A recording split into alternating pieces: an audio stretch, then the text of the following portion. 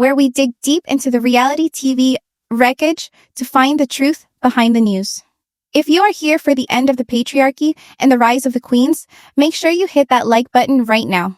It helps the channel grow and lets the algorithm know that we are tired of Kody's pranks. Subscribe and turn on those notifications, because trust me, you are not going to want to miss a single update on this growing story. Now, let's get into the tea. Let us take you inside that wedding reception, because according to people on the ground, the atmosphere was electric. This was not just a wedding, it was a liberation celebration. For years, we have watched Janelle struggle with her loyalty to a man who expected total submission. But this event was the total opposite of everything Kody Brown represents. There were no separate tables for different wives, there were no awkward silences, there was just unity. But the real shock dropped when that trailer played. According to insiders present at the venue, the trailer started with a shot of Janelle and Christine clinking glasses on a boat in open water, laughing with a freedom we have never seen before. The voiceover reportedly said, "The sisterhood survived even when the marriage died." Then, the title card flashed across the screen. Life after polygamy coming this fall. The room exploded. We are talking about a standing applause that lasted for minutes. But what was most telling was who was missing from that screen. There was no Kody. There was no Robyn. There was no word of the McMansion or the nanny or the rules. This was the network sending a clear message that the Kody Brown era is finally over. We have received reports from production insiders suggesting that this wedding worked as a backdoor pilot for the new series. For those of you who don't know industry terms, a backdoor pilot is when a network uses an episode of a current show to test the waters for a spin-off. And if the reaction in that room was any sign, the test was a massive success. The word on the street is that execs at TLC have been crunching the numbers for months. They have seen the comment areas. They have seen the tweets. They know that the audience is drained by the toxicity of Kody and Robyn. Viewers are tired of watching a man berate his wives while living in luxury, while the women who helped build his wealth are treated like second-class citizens. The network understood that the money is not in misery anymore. The money is in the redemption. Let's talk about the group list, because this is where things get really spicy. Our sources suggest that Kody and Robyn are not just excluded from the main cast. They are not on the payroll at all. Let that sink in. For nearly 2 decades, Kody has relied on this show as his main source of income. He has used the show to pay his lifestyle, to buy property, and to feed his ego. Being cut from the spin-off is not just a blow to his pride. It is a catastrophic blow to his cash.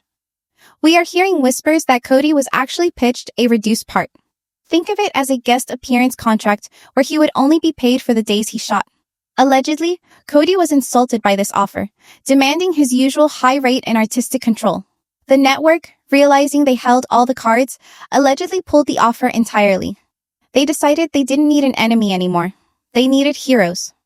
The response from the fans has been instantaneous and overwhelming. As soon as news leaked from the wedding guest to social media, the internet went wild. Twitter threads are already popping up celebrating Kody's unemployment. People are calling it the best move the network has ever made. One fan noted that they would pay double just to watch Janelle and Christine live their best lives without a man with a perm screaming in the background.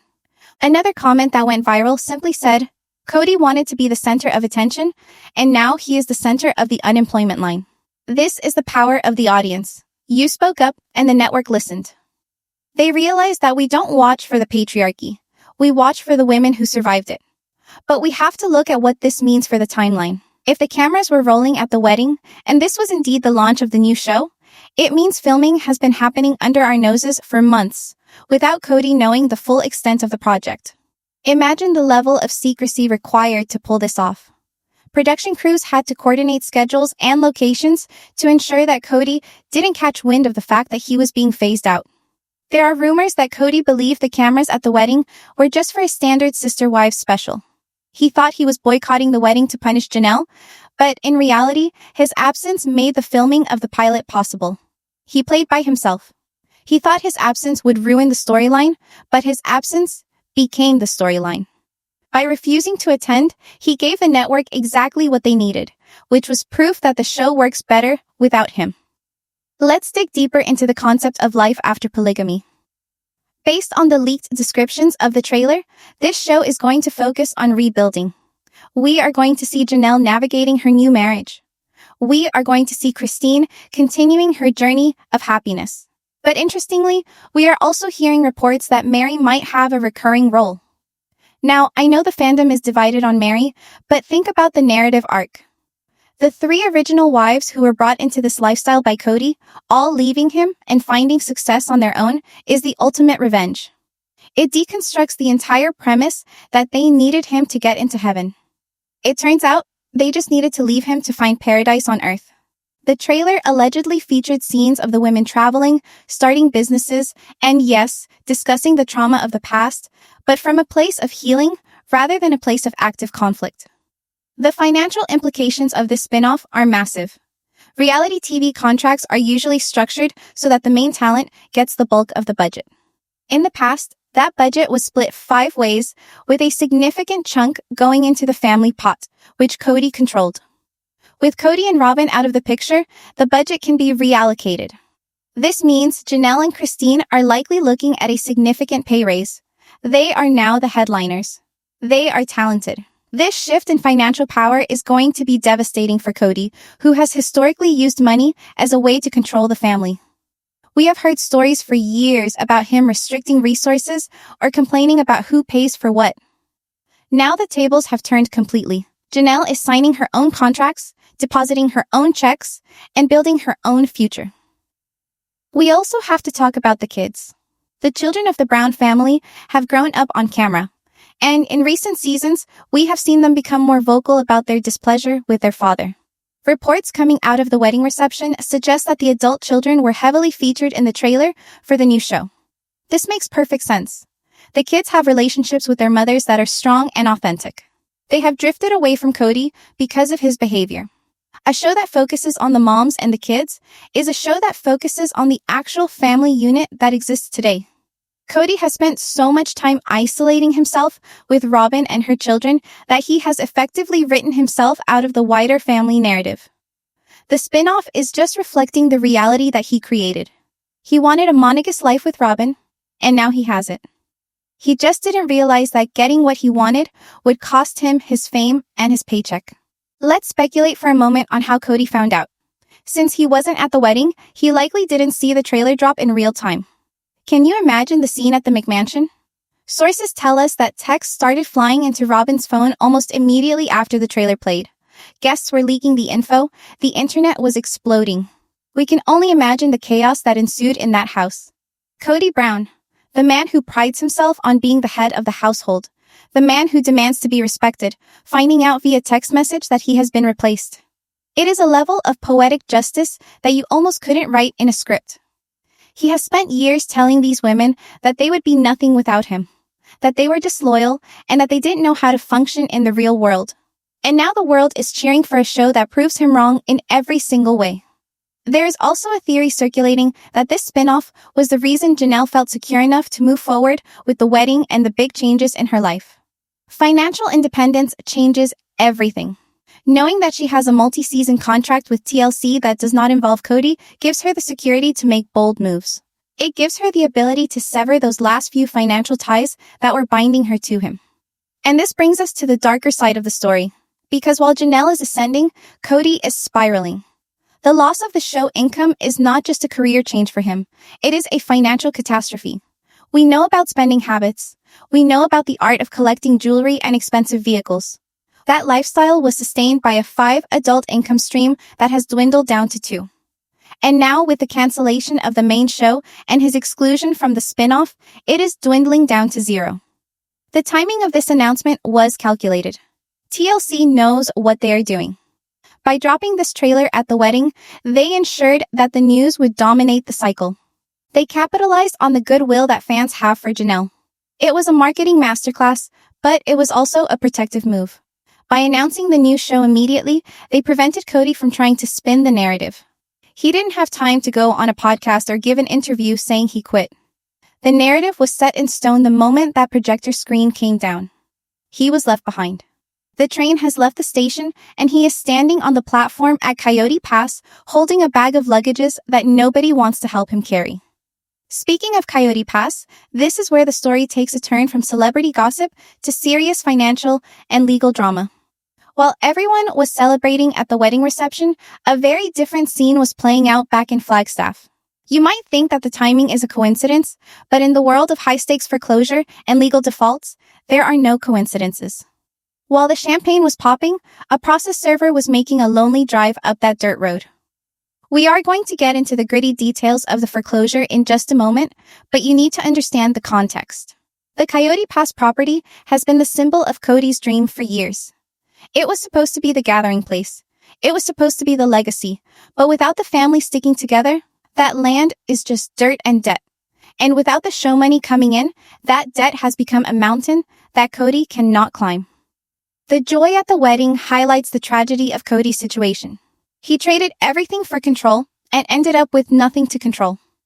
The spin-off, Life After Polygamy, promises to be everything the original show started out as. A look at a family functioning together. But it has evolved. It is no longer about the struggle of polygamy. It is about the triumph of independence. It is about women finding their voices after years of being silenced. And the audience is ready. We are ready to see Janelle decorate a house without having to ask permission. We are ready to see Christine travel without having to beg for time off. We are ready to see the kids thrive without the shadow of their father's disapproval looming over them. This announcement creates a new universe for the fandom. We are no longer hate watching. We are celebration watching. And that shift is going to drive ratings through the roof. The executives know this. They know that we want to see the glow up. They know we want to see the victory lap. And that is exactly what this new series is going to be. It is a victory lap for the women who got away. But for Kody, it is the beginning of the end. He is now facing a reality where he is irrelevant. In the world of reality TV, irrelevance is a fate worse than death. If you aren't on the screen, you don't exist. And for a narcissist like Kody, that is the ultimate punishment. So, as the applause died down at the reception and the guests began to mingle again, the buzz was palpable. Everyone knew they had just witnessed history. They had seen the torch being passed. The Brown family brand is no longer about Kody Brown. It is about the women who survived him. But as Janelle prepared to leave the venue to start her new life, another reality was waiting to crash down on Kody. The trailer was the public humiliation, but the legal notice on the gate was the private devastation. We are about to walk you through exactly what happened when the bank decided they had waited long enough. This wasn't just a missed payment. This was a systematic collapse of the financial house of cards Kody built. Imagine the drive away from the wedding. Janelle is in the passenger seat of a vintage convertible with the wind in her hair, her new husband by her side. She is laughing. She is free. She has the contract for the new show signed, sealed, and delivered. She has the love of her children and the support of the world. Now, cut to the image of a dusty gate in Flagstaff. The sun is setting, casting long shadows over the prairie dog-plagued soil. A generic sedan pulls up. A person steps out, holding a roll of tape and a document with bold red letters. The juxtaposition is jarring. One empire is rising while the other is being repossessed. This is the story of consequences. This is the story of karma, and we are just getting started. If you are already hooked on this drama and you want to see Kody face the music, I need you to smash that like button. Let's get this video to 5,000 likes to show TLC that we made the right choice. And do not go anywhere, because in the now of this video, we are going to expose the exclusive details of the Coyote Pass foreclosure. We have the numbers, we have the dates, and we have the theories on why the bank chose this specific weekend to make their move. You think the wedding was the biggest event of the weekend? Just wait until you hear about the lock on the gate. Stay tuned because the reckoning is here. While the wedding guests were raising their glasses in celebration, the reality of the situation back in Flagstaff was grim. We have confirmed reports that the document taped to the gate of Coyote Pass was indeed a notice of default. For those of you who aren't fluent in real estate jargon, let me break down exactly what that means. It means the bank is done playing games. It means the grace period is over. It means that Kody Brown and Robyn Brown have failed to make the necessary payments to secure the land that was supposed to be the family legacy. The timing is almost too perfect to be accidental. Banks operate on strict schedules, but the universe seems to operate on poetic justice. Just as Janelle was legally binding herself to a new life, Kody was legally losing his grip on the old one.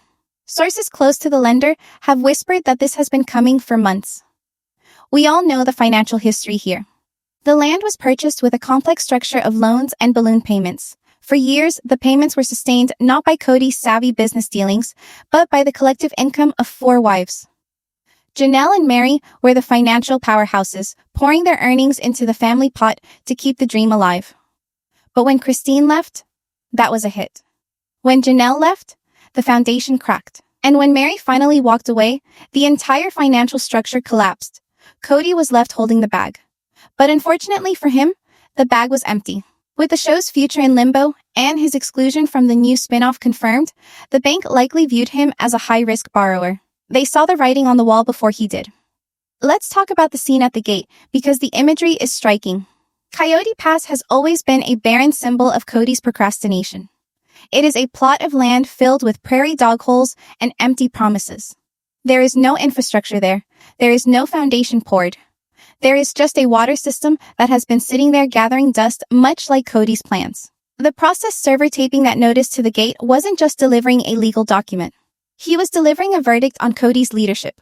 Kody wanted to build one big house where he could sit on a throne and watch his wives orbit around him.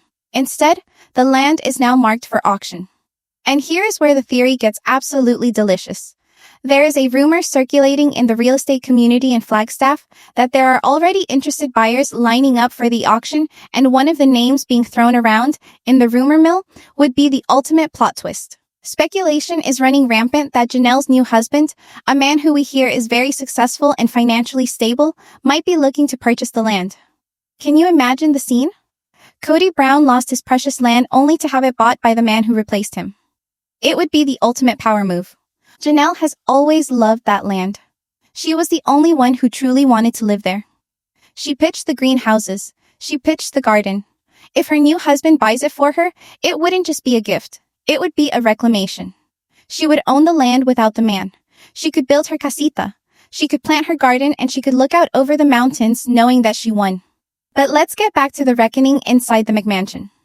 While Kody was fuming about the wedding, he was reportedly blindsided by the foreclosure notice. Insiders say he has been in a state of denial about the finances for a long time. He allegedly believed that he could just move money around, or get another loan, or perhaps convince Mary to bail him out one last time. But those lifelines are cut. There is no one left to call. The report states that when Kody saw the notice, he didn't blame his own spending habits. He didn't blame the art collection, or the expensive cars, or the fact that he and Robyn have never lived within their means. No, he blamed the wives who left. He reportedly went on a tirade, claiming that Janelle and Mary had abandoned their debts. In his twisted logic, he believes they are still responsible for paying off a property that they will never live on and have no legal claim to anymore. He sees their departure not as an escape from abuse, but as a breach of contract. This foreclosure is the physical manifestation of his biggest fear, which is poverty. We have heard him talk about it on the show. He is terrified of being poor. He is terrified of losing his status. And without the land, he is just a guy in a house he can't afford with a wife who doesn't work, and a lot of tender feelings. The symbolism here is heavy. Kody sacrificed his relationships with his children and his first 3 wives to protect his patriarchy and his assets. Now he has no relationships, and he is losing the assets. He wanted everything, and he is ending up with nothing. We have to consider the impact this has on Robyn as well.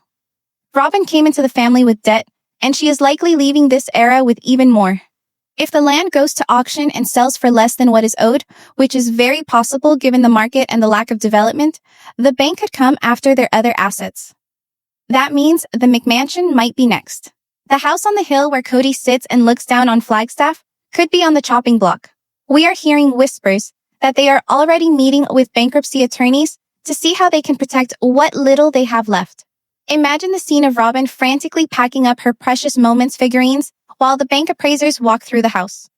It is a harsh reality, but it is the reality they created. Karma has no deadline, and it seems to have arrived right on schedule. The fans have been saying it for years. You cannot treat people the way Kody treated his wives and expect to prosper. There is a spiritual cost, and there is a financial cost. The notice of default is the bill coming due. And while Kody is dealing with the lawyers and the banks, Janelle is dealing with a very different kind of paperwork. Let's shift our focus back to the wedding venue, because while the gate was being locked at Coyote Pass, a door was being opened in Janelle's life. We have arrived at the name change ceremony. This was not a traditional part of the reception, but according to our sources, it was the most emotional moment of the night. Towards the end of the evening, before the couple made their grand exit, there was a quiet moment where Janelle sat down at a table decorated with flowers. A camera crew from the new production moved in close. This was the final act of the backdoor pilot. Janelle picked up a pen, but she didn't just sign the marriage certificate. She reportedly pulled out her phone and opened her social media apps. For years, her identity has been tied to the brand Sister Wives. Her handle in her bio was linked to the Brown family. But in real time, with the cameras rolling and her new husband holding her hand, she made the change. We saw the screenshots circulate almost immediately. The Brown is gone. We are still confirming whether she reverted to her maiden name or took her new husband's name. But the message is the same. She is no longer property of Kody Brown. This is a digital divorce, and in the modern age, that is almost as powerful as the legal one.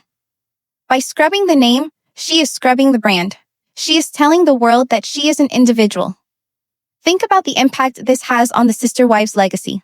Kody always bragged about his name. He wanted to build a dynasty. He wanted his name to be synonymous with a new kind of biblical family structure. But now the women who made that name famous are dropping it like a hot potato. Christine dropped it. Now Janelle has dropped it. It is a public rejection of everything he stands for. The visual of her changing that name is going to be the climax of the first episode of the new show. It represents the final severance of the tie. You can divorce a man legally, but keeping his name keeps you in his orbit. It keeps you connected to his history. By changing it, Janelle is saying, I am not defined by who I was married to. I am defined by who I am. And the guests at the wedding felt the weight of that moment. Reports say that when she hit save on the profile change, a cheer went up from the bridesmaids. It was a celebration of identity. But the implications go deeper than just a username. This is a branding nightmare for Kody. Kody has always tried to monetize the family name. He sells cameos. He sells gun accessories. And he tries to be a public figure. But his relevance is tied to these women. When they strip his name from their lives, they take the audience with them. Viewers are not searching for Kody Brown's ex-wife anymore. They are searching for Janelle's new name. They are following her new journey. Kody is losing control of the search engine optimization of his own life.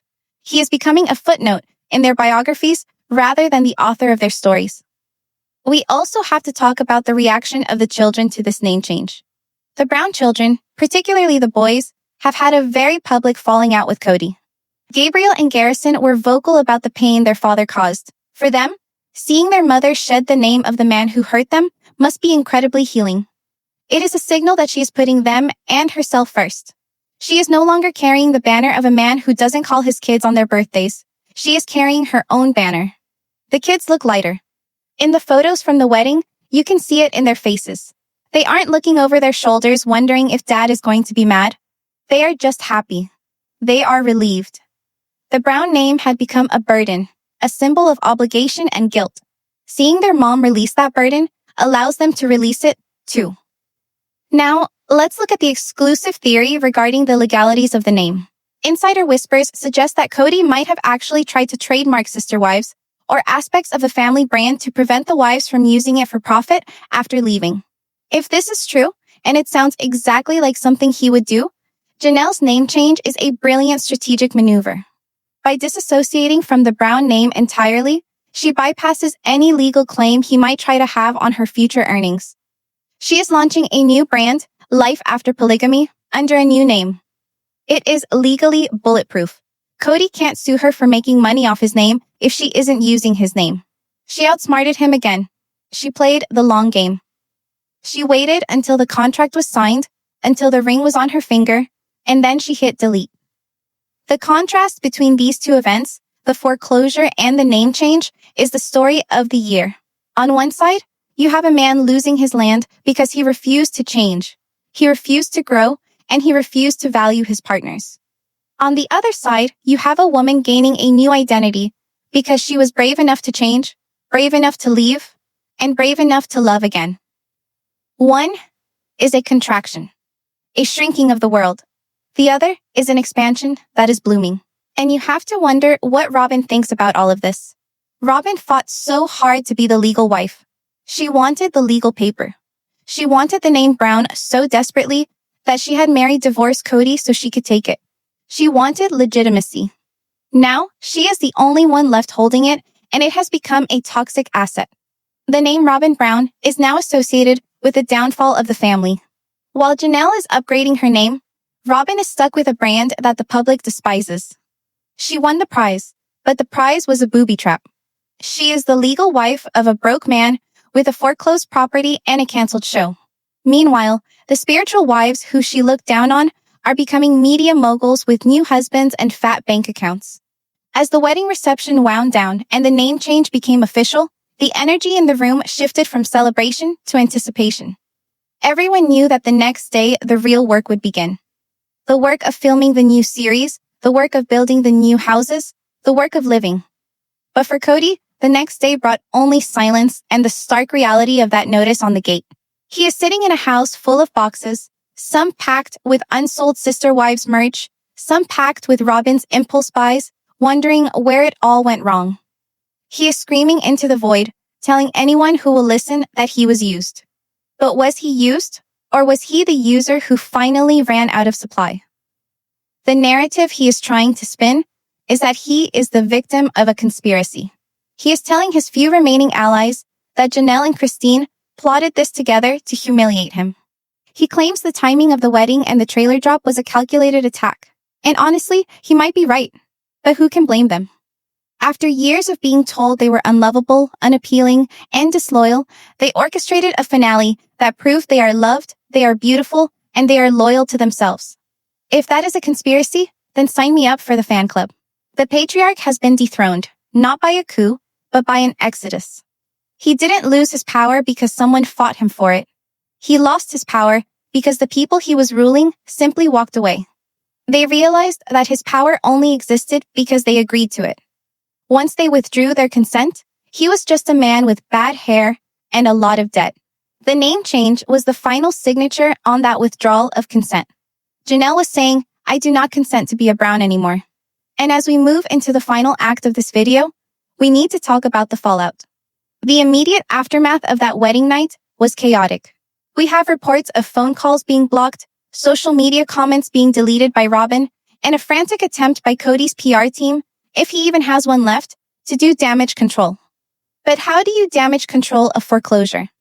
How do you damage control a spinoff that you aren't in? You can't. You just have to sit there and watch it happen. We are about to take you into the final chapter of this saga. We are going to discuss Kody's final meltdown, the one that the cameras didn't catch, but the neighbors certainly heard. We are going to talk about the kids and their visible relief. And we are going to break down that final shot of the video, the one of Janelle driving away. It is more than just a car ride, it is a metaphor for the entire series. If you are loving this deep dive into the liberation of Janelle Brown or whatever her new name is, make sure you are subscribed. We are tracking the foreclosure auction daily. We have alerts set up for the court documents. The moment that land hits the auction block, you will be the first to know. And if the rumors are true and Janelle's husband places a bid, we are going to throw a party on this channel. So, hit that notification bell. You do not want to sleep on this. Up next, we are going inside the mind of Kody Brown during his final meltdown. The walls are closing, and the bank is calling, and his ex-wives are trending on Twitter. It is the perfect storm of narcissist injury. Stay tuned because the tea is piping hot, and we are pouring the final cup. We have arrived at the moment of impact. While Janelle was erasing the name Brown from her digital footprint, Kody Brown was reportedly experiencing a meltdown of biblical proportions inside the walls of his Flagstaff fortress. We have spoken to sources who claim to have knowledge of the situation inside the home, and the picture they paint is one of absolute chaos. You have to remember that Kody is a man who thrives on being the director of the movie. He wants to control the narrative. He wants to control the players, and he wants to control the edit. But on this night, he was just a spectator watching his own empire crumble in real time. According to insider reports from neighbors near the property, the lights in the McMansion were blazing until the early hours of the morning. One source who was walking their dog past the property line alleged that they could hear raised voices. Now, We know Kody is loud. We have seen him yell at cameras. We have seen him yell at wives. But this was described as different. This was the sound of a man who realizes he has backed himself into a corner with no exit. The report suggests that Kody was screaming that he had been betrayed, that the network had conspired against him, and that Janelle was, and I quote, mocking his priesthood. Can you imagine the level of delusion required to think that Janelle's happiness is a personal attack on him? But that is the narcissist's dilemma. When their victims stop suffering, they feel attacked. Kody is reportedly blaming everyone but himself. He is blaming the producers for editing him into a villain, even though they just used his own words. He is blaming the fans for being toxic. And most of all, he is blaming Janelle for stealing his thunder. He allegedly told Robyn that Janelle calculated the wedding date specifically to ruin his plans for a property refinance. He truly believes the world revolves around his bank account. But let's look at the contrast, because this is where the editor of the new show and the editor of Life really did a fantastic job. Cut away from the screaming and the tension in the hoarding house on the hill. Cut back to the wedding reception. The difference in energy is jarring. At the reception, there was no yelling. There was no tension. There was no walking on eggshells. We saw footage of the guests dancing. We saw Christine laughing with her head thrown back, a laugh that we haven't seen in years. We saw the kids, the same kids Kody claimed were poisoning the family, hugging Janelle's new husband. This brings us to the children. The relief on the faces of the Brown children was perhaps the most telling part of the entire event. For years, we have watched these kids try to navigate their father's impossible standards. They had to be loyal to him above all else, or risk being cut off. But at this wedding, that weight was gone. They didn't have to choose a side because there was no side left to choose. Kody had removed himself from the equation. We saw Gabriel and Garrison smiling, genuine smiles. We saw the girls huddled together, looking relaxed. Reports state that several of the adult children gave speeches that were noticeably devoid of any mention of Kody. In the past, they might have felt obligated to thank their father or mention the family culture. But that culture is dead. They spoke about their mothers. They spoke about resilience. They spoke about the future. It was a clear signal that the next generation of the Brown family is moving on. They are breaking the cycle. They are not carrying the trauma forward. And for the viewers who have watched these kids grow up, that is the biggest payoff of all. We aren't just watching a divorce. We are watching a generational healing process. The insiders are telling us that Kody is aware of this. He knows he has lost the hearts and minds of his children. And instead of trying to fix it with an apology or humility, he is digging in his heels. He is playing the victim card harder than ever. We are hearing whispers that he is threatening to write a tell-all book to set the record straight. But let's be real. Who is going to buy a book from a man who couldn't even keep the lights on at Coyote Pass? The market for Kody's wisdom has crashed, just like his real estate dreams. Let's talk about Robyn's role in this final meltdown. Sources suggest she is terrified. She bet on the wrong horse. She came into the family thinking she would be the queen bee, the favorite wife, the legal wife. She thought she would have the security and the resources. Now she is realizing that without the other wives, there are no resources. She is stuck in a house filled with unsold inventory and a husband who is spiraling. There are rumors that she was trying to text the other wives during the wedding, trying to extend an olive branch, or perhaps just fishing for information, but the reports say she was left to read. The boundaries are up. The drawbridge is raised. She is on the island she helped create. Now, we have to discuss the final shot of the video. Because if this is the end of the era, it ended with a cinematic masterpiece. The production team for the new spin-off clearly knows what they are doing. As the reception came to a close, the cameras followed Janelle and her new husband out to the parking lot.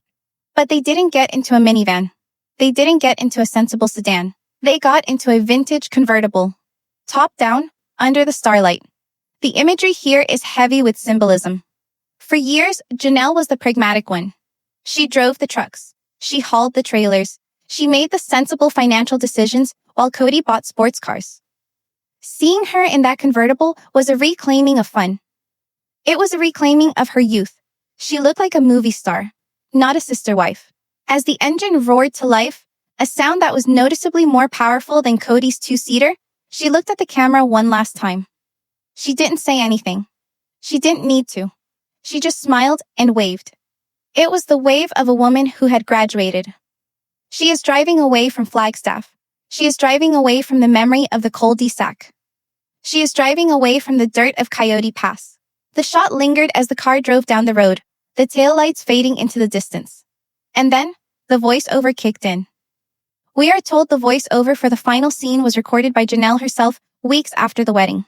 In a calm, confident voice, she reportedly says, "I spent 30 years trying to fit into a box that was too small for me. I thought the fight was the point. I thought the sacrifice was the honor. But I learned that love isn't about shrinking yourself. It's about meeting someone who gives you the room to grow. I am not Janelle, the second wife anymore. I am just Janelle. And my life is just starting." Chills. Absolute chills. That is how you end a story. That is how you start a reputation. It is the perfect ending chapter to the tragedy of the Kody Brown era and the perfect opening chapter for the Life After series. It recognizes the past without being bitter about it. It presents the last 3 decades not as a waste, but as a lesson. She learned what she didn't want, so she could find what she did want. But the video didn't fade to black just yet. In true reality TV form, there was a post-credit scene. A teaser for the chaos to come. After Janelle's car disappeared, the screen cut to black and then showed the text. Meanwhile, in Flagstaff, the camera cut to a shaky shot of the Coyote Pass gate. The wind was blowing dust across the notice of default sign. You could hear the sound of a padlock clicking shut. It was a stark warning that while Janelle is driving into the sunset, Kody is locked in the dark. It was the editors throwing one last playful jab at the father. So, where does this leave us? It leaves us with a clear winner and a clear loss. The fans have won because we get a new show that we actually want to watch. Janelle and Christine have won because they have their rights and their dignity. The kids have won because they have their mother's back. And Kody has his pride. He has his rules. And he has a default notice. We need to talk about what this means for the future of the program and for the fandom. Sister Wives, as we know, it is dead. The show about a man handling 4 wives is over because the man failed to balance anything. The new show, Life After Polygamy, is going to be a numbers juggernaut. We are going to see dating. We are going to move. We are going to see business projects. We are going to see what happens when women take the patriarchy and throw it in the trash. And what about Kody? Will he fade into obscurity? Unlikely. Narcissists don't go quietly. We predict that he will try to start his own YouTube channel, or perhaps a podcast where he tries to rewrite history. He will try to tell the world that he was the victim of a feminist uprising. He will try to sell his side of the story. But the trouble is, we watched the tapes, we saw the seasons, we have the receipts, he can talk all he wants, but the video doesn't lie. The foreclosure of Coyote Pass is likely going to be the end headline of his public life. It is the period at the end of the line. Once that land is sold, once the auction gavel bangs, there is nothing left to tie him to the story of the Brown family. He becomes just another resident of Flagstaff complaining about the property rates. It is a humble finish for a man who wanted to be a king. I want to hear from you guys in the comments. What do you think was the final straw? Was it the knife in the kidney speech? Was it the isolation during the pandemic? Or was it simply that these women outgrew him? And I want to know your thoughts on the land. Do you think Janelle's new husband should buy it? Would that be the ultimate revenge? Or is it better to just let it go? Let me know if you would watch a show that is just Kody and Robyn complaining in their house. Personally, I think that pilot would get canceled before the first commercial break. We are here for the glow up, not the blow up. This story is far from over. As the bank goes forward with the auction, we will be right here tracking every document, every filing, and every bid. We are going to find out who buys that land. If it is Janelle, we are going to party. If it is a stranger, we will still party, because it means Kody lost it. The age of the sister wives is gone. The era of the ex-wives club has come. They are driving antique convertibles, they are signing 6-figure contracts, and they are looking great doing it. The ring that Janelle wears now is not just a sign of her new marriage. It is a sign of her survival. She made it out. Thank you for joining me on this deep dive into the news that changed everything. This script was flipped, and the ending was better than we could have ever dreamed. Karma is real, and sometimes it drives a convertible. If you loved this breakdown and you are Team Janelle all the way, Make sure you subscribe to Coco Gossip. We are the only channel that gives you the truth behind the reality TV facade. Hit the like button to send a virtual high five to the queens of the new series. Share this video with your friend who stopped watching 3 seasons ago and tell them you have to come back. The good part is finally starting. We will be back very soon with information on the auction and the first sneak peeks of the new show. Until then, keep your eyes on the road and your name off the default list. This is Coco Gossip signing off. Stay scandalous.